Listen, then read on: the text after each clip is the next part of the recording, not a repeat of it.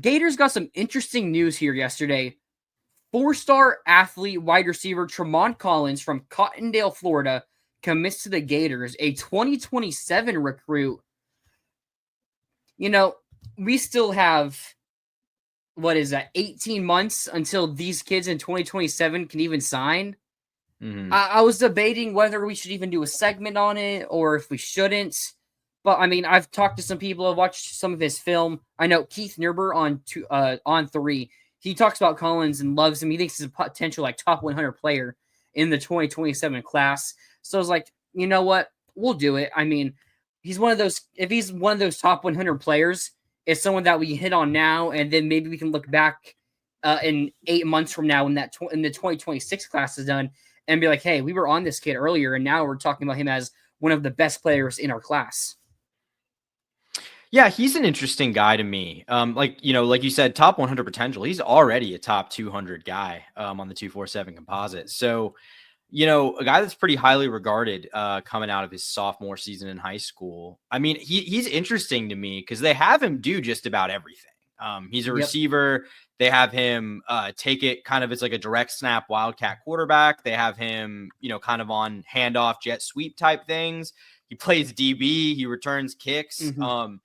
And I mean, I think from watching his film, a pretty interesting athlete, especially for his size. For a guy who's 6'2", 180, he can move. I mean, not like electric speed, I would say, but good quickness, some nice agility. Like he's got some pretty nice cuts and footwork and all that. And as a guy who plays basketball, runs track, so a really good athlete. I mean, an intriguing guy, like just for how dominant he looks on film as a sophomore. Like, I'm curious where he goes from here. Yeah, his current rankings. So on 247, he's what is he? 170. 179, I want to say 179. That sounds right. So the composite, composite 179. So on 3 has him ranked as the 105th ranked player. ESPN is the 195th. 247 has him as 3-star rivals unranked. So it's way too early to worry about a kid's rankings now. But I mean, you're seeing on 3. I'm pretty sure they updated most recently. I mean, again, it's too early to worry about it, but it's definitely someone who could work up to that spot. And you look at the kids the staff has taken like really early. Will Griffin, who's now been committed for over a year, he's still in that 200-ish rank, 220s, early 2 teens. I'm not sure. Last class, they took Waltez Clark, who still finishes a 4-star. So it's very rare we see the staff even go after a kid in the next cycle unless they are like really high on them.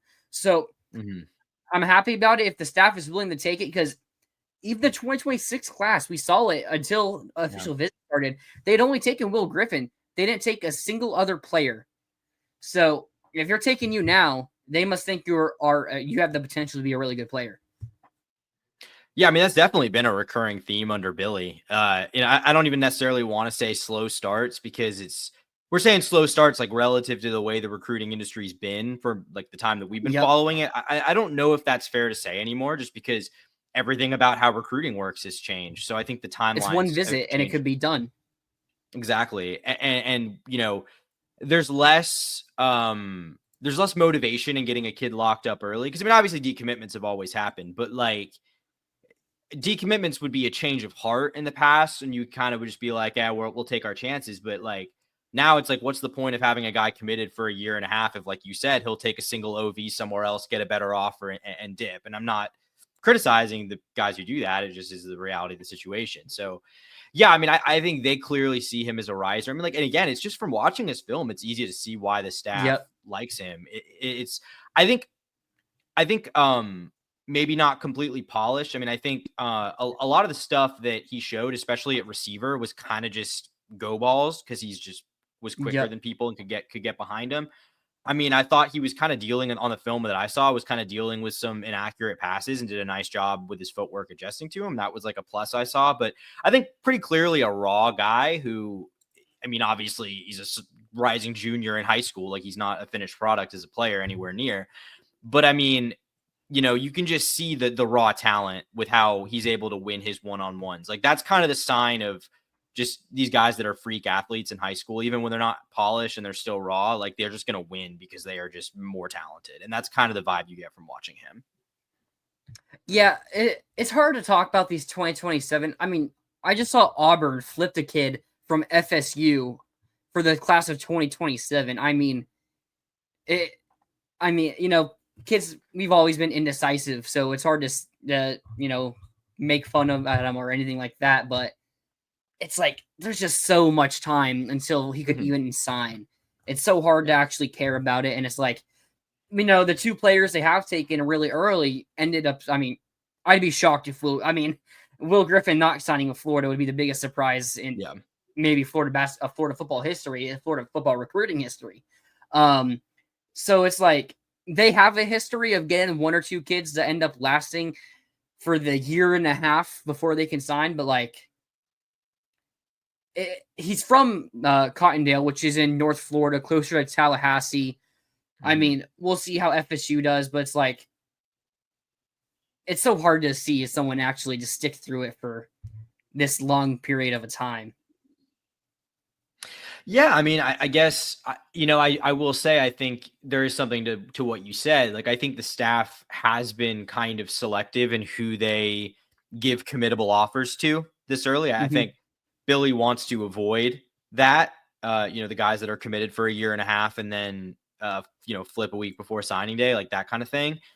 So I mean, obviously, I think the fact that they allowed him to commit, I don't want to say that like Florida is not taking commit, like that kind of sounds like I'm coping when I'm acting like, oh, Florida just didn't have that many commits because they weren't they weren't ready to take them. But I think there's something to that. I think when you're like still pretty far away, I think there's something to being selective, because again, you're not just dealing with like, sure, we'll take you on, use a scholarship on you. Like, you have NIL resources. You've got to decide how to use and balance. So, they're not going to agree to take a kid to class unless they feel A, really good about his ability, and B, really good about like his signability.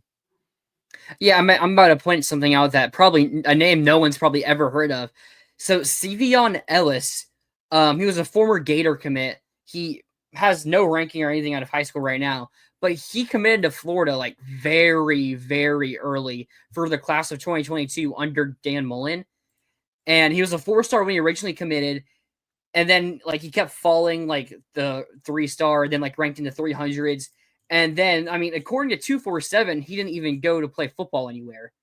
So I don't even know what happened to him. But it's like, you see a kid can be ranked a 4-star very, very early and then end up, I mean, like maybe not even going to attend any school. I mean, unless this is him. I mean, I don't know why he has two different links for 247, but like, you got to be a good judge to see what's going to end up happening with a player like this. Like, I saw an image on Instagram of him ranked 235th at one point played out of Miami. So it's like, I know why the staff takes its time, and we'll see if taking this one early ends up working out. Yeah, I mean, I think, obviously we'll just have to wait and see, but I think getting a couple guys in now early for 2027, because I mean, we're wrapping up. I mean, obviously there's going to be guys they host for official visits in the fall. You'll see a handful, but like Florida's kind of, not done recruiting in 2026, but they've kind of made their pitches. Like, they're kind of in the wait and see now mode. And obviously you got to keep cultivating the relationships with these guys, but I think now is kind of the time you can start sort of looking at who you want to take in 2027. Yeah. I mean, that's high praise, George. I'm not sure I see like that level of just game-changing athleticism in him, but I mean, he's a sophomore in high school, so I guess we'll see. Yeah, I was recently listening to Chris Doering on some podcast, and he was saying that Percy Harvin is the greatest player in Florida football history. So, hey, if he's the next Percy Harvin, I would not be mad one bit.